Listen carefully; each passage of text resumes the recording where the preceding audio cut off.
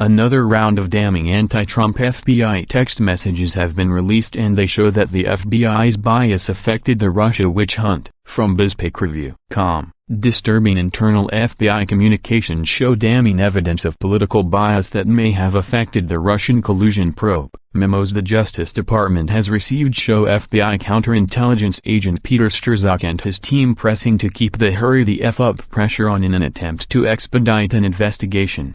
John Solomon wrote in a piece for The Hill. According to Solomon, Memos the FBI is now producing to the Department of Justice, DOJ, Inspector General and multiple Senate and House committees offer what sources involved in the production, review or investigation described to me as damning or troubling evidence. They show Strzok and his counterintelligence team rushing in the fall of 2016 to find derogatory information from informants or a pretext to accelerate the probe and get a surveillance warrant on figures tied to the future president. A letter written by former Trump foreign policy advisor Carter Page to then FBI Director James Comey gave Strzok the excuse he needed to pounce. At a minimum, the letter provides us a pretext to interview, Strzok wrote to lover and fellow agent Lisa Page on September 26, 2016. A Foreign Intelligence Surveillance Act court warrant followed along with nearly a year of surveillance of Page, who has not been accused of doing anything wrong. Memos now reveal how the FBI pressured the Justice Department to put a rush on obtaining Page's warrant. Strzok and Page also discussed getting then FBI Deputy Director Andrew McCabe to coax a high-ranking DOJ official to sign off on the warrant.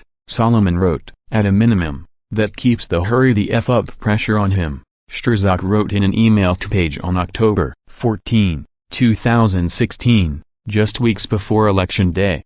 Solomon writes, until all the interviews are completed by Congress and DOJ's Inspector General later this year, we won't know why counterintelligence agents who normally take a methodical approach to investigation felt so much pressure days before the election on this case. Were they concerned about losing a chance to gather evidence at a critical moment? Or maybe, as some Republicans long have suspected, they wanted to impact the election?